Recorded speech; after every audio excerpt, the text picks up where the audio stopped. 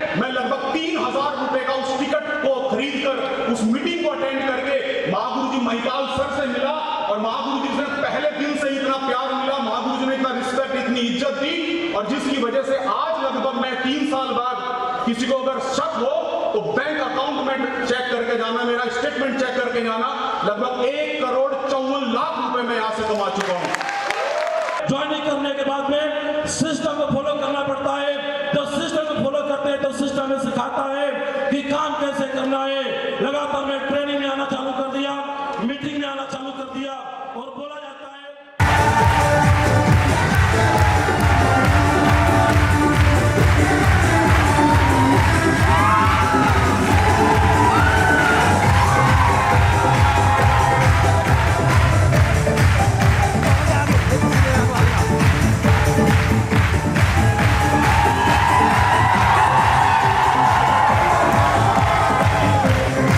जब 2016 में हमने इस बिजनेस की शुरुआत वाराणसी धरती के अंदर किया था, तो ये जो फ्रंट चेयर पे बैठे हुए हैं, मुझे लगता है 99% लोग सफल हो गए, 1-8% छूट गए होंगे अपने दिमाग खराब होने की वजह से। हाँ, जो छूटे वो अपनी दिमाग खराब होने की वजह से छूटे, मैं आपको बता दूं। कभी बोलते हैं ना कि जब सर पे शनिदेव तांडव मचाए तो इंसान खुद ही कूद जाता है। तो कई लोगों का शनिदेव तांडव मचा रहे थे तो कई लोग कूद गए बीच में ही। कई लोग एमडी बनने चले गए किसी कंपनी के, कई टॉप लीडर बनने चले गए, कई को किसी ने बता दिया भाई तू ही महिपाल सिंह बन जाएगा, आजा मेरी कंपनी, तो वहाँ चले गए। लेकिन हालांकि वो 1% लोग ही थे, 1-8% लोग जरूर डिस्टर्ब हुए, लेकिन जो 5 साल तक इस संस्था के साथ बने रहे, जिन्होंने साथ दिया, आज वो सारे फ्रंट लाइन पे करोड़पति बन के बैठे हुए हैं।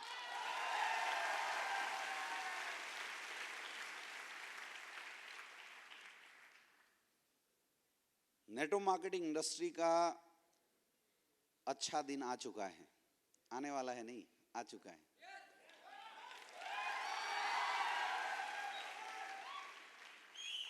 एक्चुअल मोदी जी नारा देते जाते हैं, पीछे से हम लोग पूरा करते जाते हैं। उन्होंने बोला अच्छे दिन आने वाले हैं, हमने बोला हम ला के दिखाएंगे। हमने SLPS काम शुरू किया, अच्छे दिन आ गए इतने सारे लोगों के, आया ना। उन्होंने TFT चालू करवाया, हमने 7 बार भर दिया TFT को। शायद बार उनका भी प्रोग्राम नहीं हुआ होगा, है कि नहीं। और ये चालू हुआ, अब हमें क्या पता था कि हमारे लीडर इसके ऊपर भी नजर गाड़ के बैठे हुए हैं। बस इंतजार था किस दिन खाली मिले, हम अपने लोग भर दे यहाँ।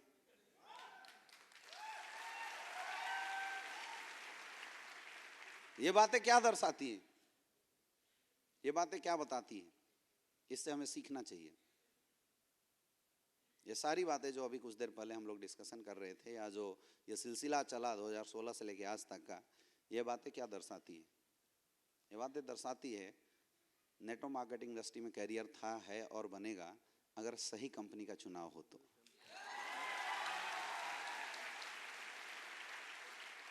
यस या नो? और हम सौभाग्यशाली हैं कि हमें हिंदुस्तान की सबसे पावरफुल कंपनी SLPS वेलनेस का साथ मिला है। मैं हमेशा बोलता हूं ना, प्लेटफॉर्म अच्छा ना हो तो इंसान कितनी भी ताकत लगाए, कितनी भी जोर लगाए, सफल नहीं हो सकता है। और अगर प्लेटफॉर्म अच्छा मिल जाए तो कमजोर लोगों को भी आगे बढ़ा देता है। हमारे पास तो अच्छा प्लेटफॉर्म मिल चुका है, लेकिन उसके बावजूद, अच्छे प्लेटफॉर्म के बावजूद भी, अच्छी लीडरशिप के बावजूद भी अगर हम सफल ना हो पाए तो गलती किसकी होगी? खुद की होगी। आज हम लोग यहाँ इकट्ठा हुए मेरे दोस्त, उन गलतियों को सही करने के लिए जो आज से पहले अपने बिजनेस में करते समय हम सारे लोग करते आ रहे थे और कर रहे थे, करेंगे। जो कर रहे थे वो आज के बाद सही हो जाना, जो कर रहे हैं वो आज के बाद सही हो जाना, और जो करने वाले हैं अभी से सतर्क हो जाना, अलार्म लगा देना।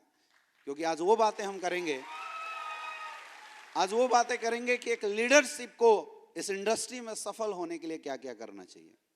उससे पहले माय डियर फ्रेंड, बहुत सारे ऐसे लोग होंगे जो नए होंगे, जो मुझे नहीं जानते होंगे। कितने ऐसे लोग हैं? अच्छा, कितने लोग मुझे जानते हो? कैमरे वाले दिखाना यार, इतने लोग जानते हो? मतलब हम भी फेमस हो गए हैं क्या?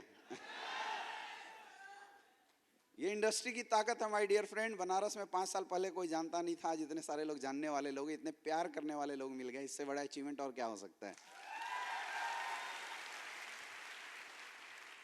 आप सारे लोग मुझे जानते हो। कितने ऐसे लोग हैं जो पहली बार मेरे से ऐसे किसी ट्रेनिंग में मिल रहे हैं। बाकी इतने नए लोग हैं, आज से पहले आप हमारे किसी ट्रेनिंग में नहीं आए, कहीं देखा, कहां? अच्छा, यूट्यूब पे देखा, अच्छा, और फेसबुक पे देखा होगा। चलिए, ये तो खुशी की बात है कि यूट्यूब और फेसबुक दोनों मिला के कम से कम 1.5 लाख लोग अभी मुझे वहां भी जानना शुरू कर दिए हैं। लेकिन वो सब कुछ मैं करता आप ही लोगों के लिए हूं। माय डियर फ्रेंड, फिर भी मैं अपना परिचय जरूर देना चाहूँगा। आज की सेशन को शुरू करने से पहले, मेरा नाम अमित दुबे हुआ और नेटवर्क मार्केटिंग इंडस्ट्री को मैं दिल जान से प्यार करता हूँ। आज से करीब 7-8 साल पहले मुझे ये इंडस्ट्री माइंड में इंट्रोड्यूस करने का मौका मिला था। मैं पढ़ाई कर रहा था और उसी समय ये इंडस्ट्री मुझे अपनी ज़िंदगी में देखने का मौका मिला था पहली बार। लेकिन बोलते हैं बहुत कम ऐसे लोग होते हैं जिनको पहला प्यार अच्छा मिल जाए। अच्छा, यंग लोग हैं, उनके चेहरे की हंसी देखो। मैं समझा कुछ और रहा हूं, ये सोच कुछ और रहे हैं।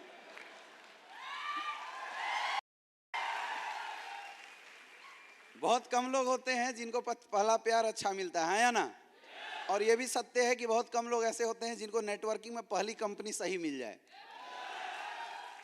आप में से कितने ऐसे लोग हैं जो पहली बार पहली कंपनी एस्क्लेपियस वेलनेस ज्वाइन हुए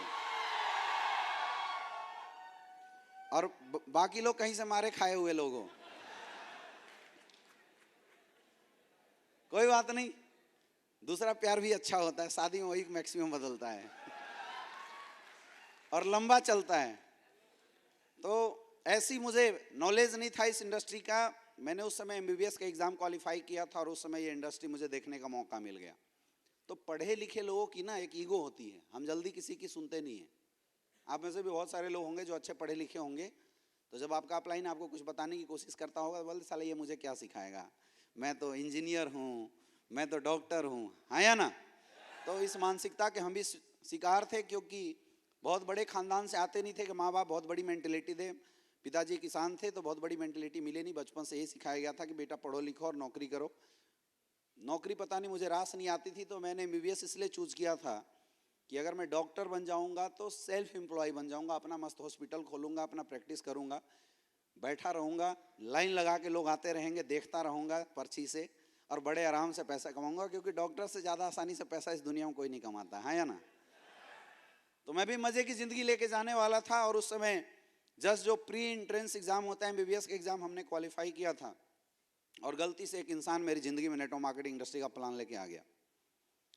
यकीन बता रहा हूँ, शुरुआत में किसी को ना भरोसा होता है और ना किसी को इस इंडस्ट्री पे इतना बड़ा विश्वास होता है कि इतना बड़ा काम हो सकता है। आप में से भी बहुत सारे ऐसे लोग होंगे जिन्होंने इस बिज़नेस को ज्वाइन तो किया होगा, लेकिन आज भी ये भरोसा नहीं कर पा रहे होंगे कि मुझे यहाँ से करोड़ों रुपए की इनकम आएगी। 99% लोग ऐसे हैं यहाँ बैठे हुए जिनको ये भरोसा नहीं हो रहा होगा कि मेरी भी यहाँ से करोड़ों रुपए की इनकम आएगी। क्या मैं सही बोल रहा हूँ? हाँ। फिर क्यों आए हो यहाँ?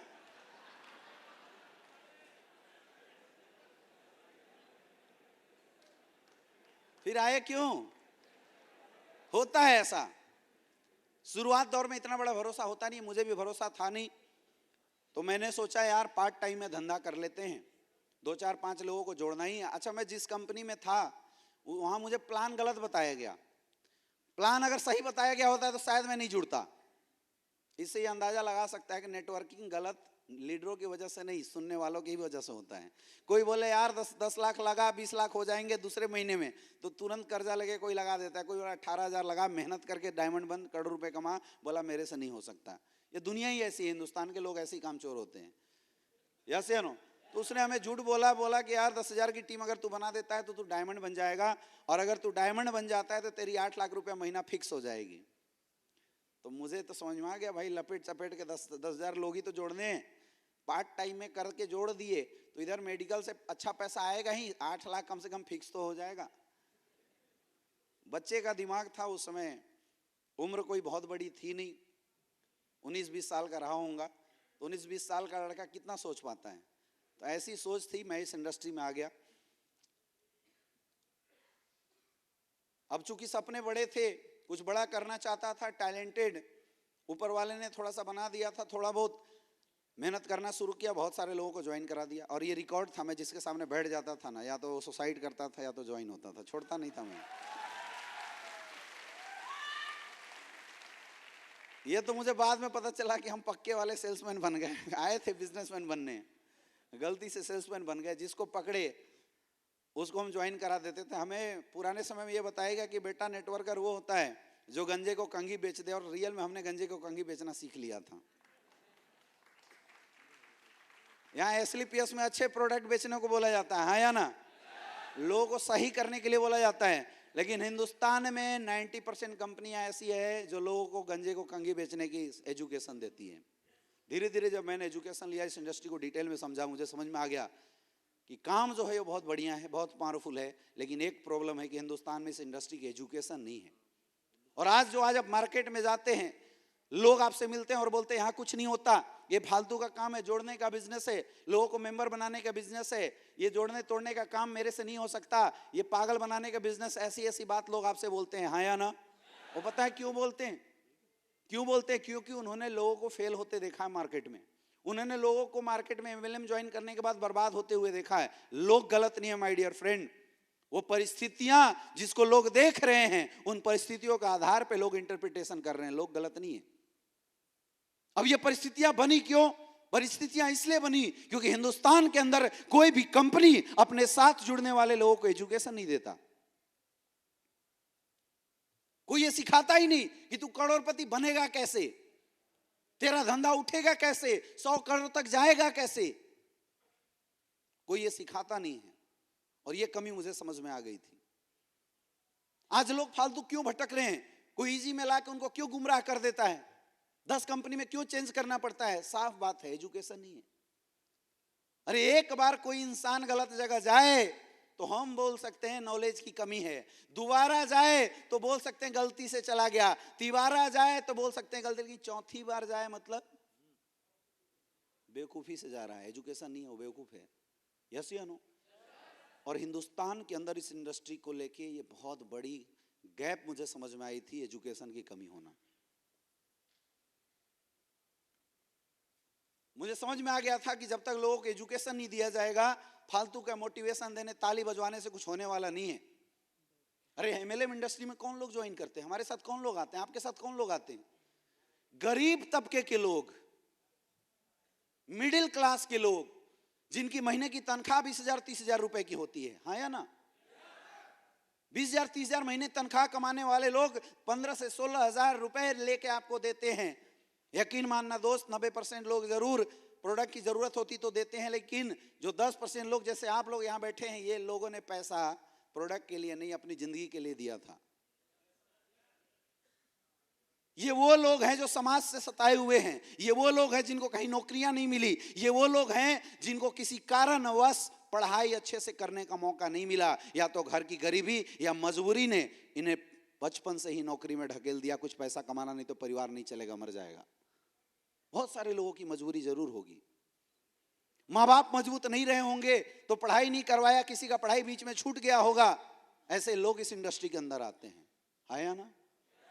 ट्राई किए होंगे 10 साल 15 साल, उसके बाद कहीं नौकरी नहीं मिली, थक गए, परेशान हो गए, सपनों को मार के जिंदगी जी रहे थे, और तब ये इंडस्ट्री मिलता है, लोग इसमें ज्वाइन करते हैं। इस तबके के लोग हमारे साथ ज्वाइन होते हैं। और मैं बताऊं, अगर इस तबके के लोग की एक आस अगर हम जला रहे हैं और अगर उस आस को पूरा नहीं किया ना, तो बहुत दुख होता है, बहुत दुख होता है। लंदन में ना बहुत ठंडी पड़ती है, मैं एक स्टोरी आपको बता रहा हूं। लंदन में बहुत ठंडी पड़ती है। एक बूढ़ा मजदूर था, भीख मांगता था, गुजारा करता था। एक दिन रात को एक सेठ आ रहा था और उसने देखा कि बर्फ बारिश हो रही है, लेकिन फिर भी एक बूढ़ा मजदूर जो भीख मांग के गुजारा करता था, एक पतले कपड़े पहने हुए, ठिठुराते हुए उस बर्फ में बड़े आराम से मुस्कुरा रहा था। ठंडी से पूरी एकदम उसकी बदन लहरा रही थी, कांप रहा था, लेकिन फिर भी मुस्कुरा रहा था। वो सेठ उसके पास जाता है और बोलता, माय डियर फ्रेंड, इतनी बड़ी ठंडी है, उसके बाद भी आपको ठंडी नहीं लग रही है? वो मुस्कुराता है, बोलता, भाई साहब मैं तो ऐसे ही रहता हूँ। बोले, यार मैं हाथ बाहर निकाल रहा हूँ, बिना ग्लव्स के हाथ जम जा रहे हैं, तू जी कैसे रहा है? बोला, मेरी आदत हो गई है। उसको देख के उस सेठ को बड़ी दया आ जाती है और सेठ बोलता है, यार तू टेंशन मत ले, तेरा गुजारा मैं करवाऊंगा, अभी मैं घर जाता हूँ, तेरे लिए बढ़िया सा कंबल भेजता हूँ। और वो खुश हो गया, सोचा यार अब कंबल मिल जाएगा तो फिर थोड़ी सी राहत मिल जाएगी, मजे आ जाएंगे। सेठ ने वादा किया, गाड़ी पे बैठा, महज 1 किलोमीटर के अंदर सेठ का घर था। वो घर में चला गया। भूल गया सेठ कि उसने किसी गरीब इंसान को ठंड में ठुठराते हुए वादा किया था कि उसको एक कंबल भी देना है। सेठ गया, पार्टी उटी किया, भूल गया, रात को सो गया। सुबह जगते उसको एकाएक याद आई कि रात को एक मैं गरीब इंसान से मिला था और उसको मैंने कंबल देने का वादा किया था।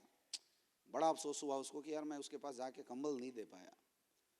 वो घर से दौड़ते दौड़ते जो सबसे मोटा कंबल है लेके आता है और जब चौराहे पे जाता है, देखता है वो मजदूर किसान मर गया होता है। जबकि 20 साल से उसी तरीके से हर ठंडी को वो गुजार दिया करता था, लेकिन एक दिन के अंदर ऐसा क्या हो गया, वो मर गया। नीचे एक पर्ची रखी हुई थी, वो पर्ची उठाता है और उसमें लिखा होता है कि काश तूने कंबल न देने का वादा कर दिया होता, जैसे 20 साल ठंड गुजार दिया, एक दिन भी गुजार दिया होता।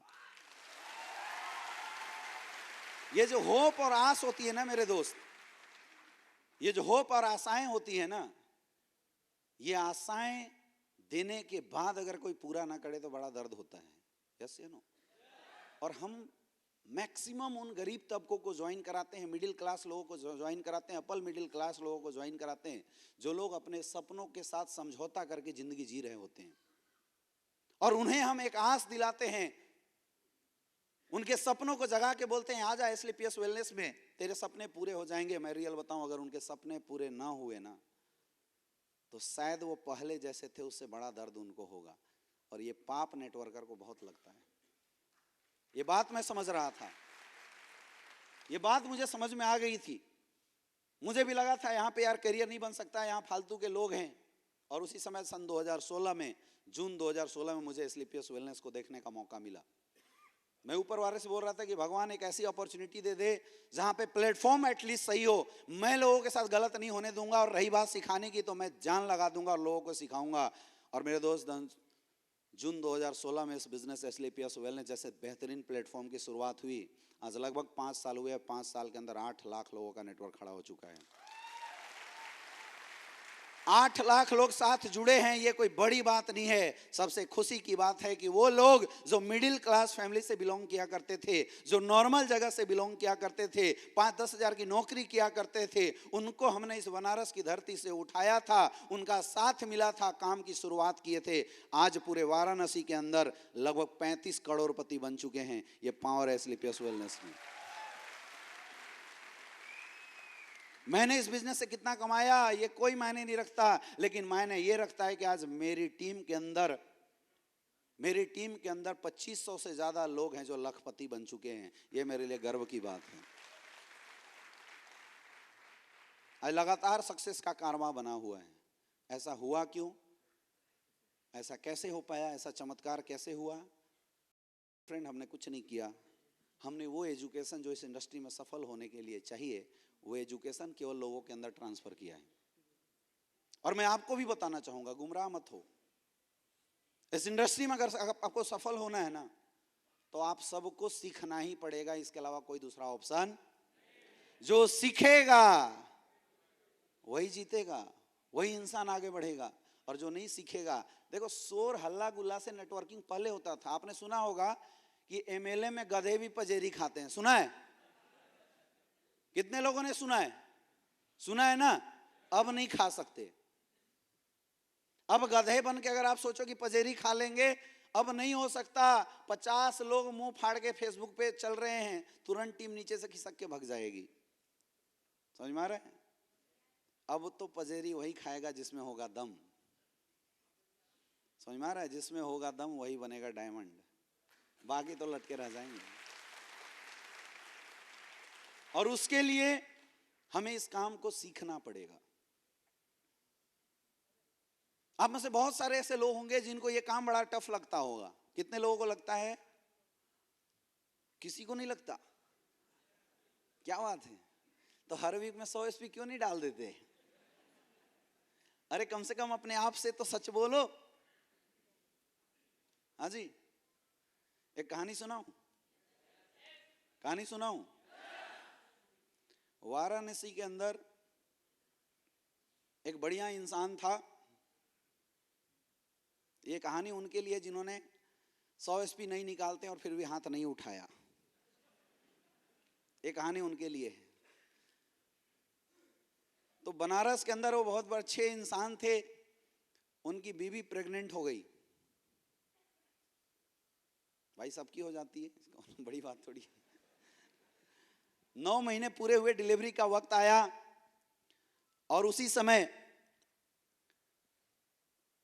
जोरदार तरीके से पेन होना शुरू हुआ। वो जाता है दौड़ते हुए और डॉक्टर को बुला के लाता है।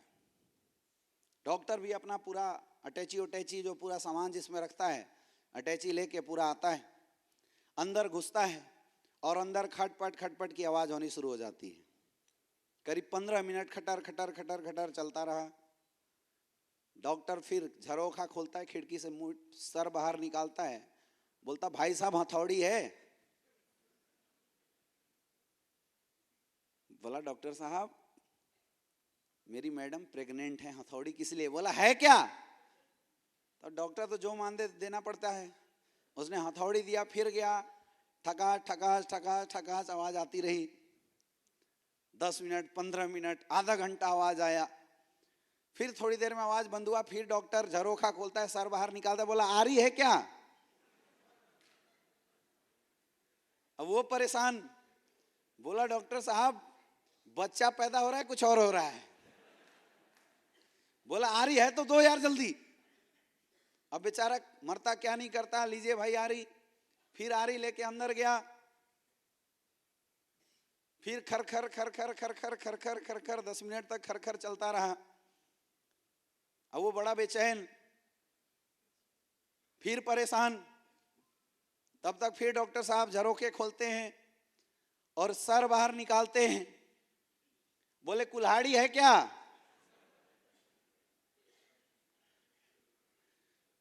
अब ये झल्ला जाता है कुल्हाड़ी का नाम सुनते। बोला डॉक्टर तू पहले बाहर आ, बच्चा बाद में होगा, पहले तू बाहर आ। बोला यार जल्दी से कुल्हाड़ी दो। वो झल्लाया, बोला तू बच्चा पैदा कर रहा है कुछ और पैदा कर रहा है? बोला कब खोलोगे दरवाजा? बोला दरवाजा की बात छोड़, जो पेटी लेके आया था उसका ताला लॉक हो गया, पहले ताला तो खोल लूं।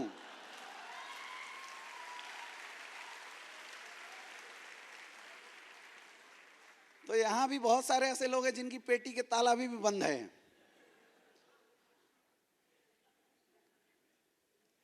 तो डायमंड कैसे बनना है वो तो बाद में सिखाएंगे रवि जी। पहले दिन को सिखाना पड़ेगा उस पेटी का ताला खोलना कैसे है, आया ना? पहले वो ताला खोलना पड़ेगा। पता ही नहीं है किसी को कि हम सही बोल रहे हैं गलत बोल रहे हैं। बोला डायमंड बनना चाहते हो? यस। तुम डायमंड नहीं बन पाओगे? यस। कम से कम सेशन में बैठे हैं तो दिमाग का ताला तो खोल के बैठना पड़ेगा, आया ना? यस या नो? माय डियर फ्रेंड, कोई भी इंसान सक्सेसफुल पैदा नहीं होता। पैदा होने के बाद जो एजुकेशन मिलता है, जो परवरिश मिलती है, वो ये बात डिसाइड करता है कि आप सक्सेसफुल होने वाले हैं या नहीं होने वाले हैं।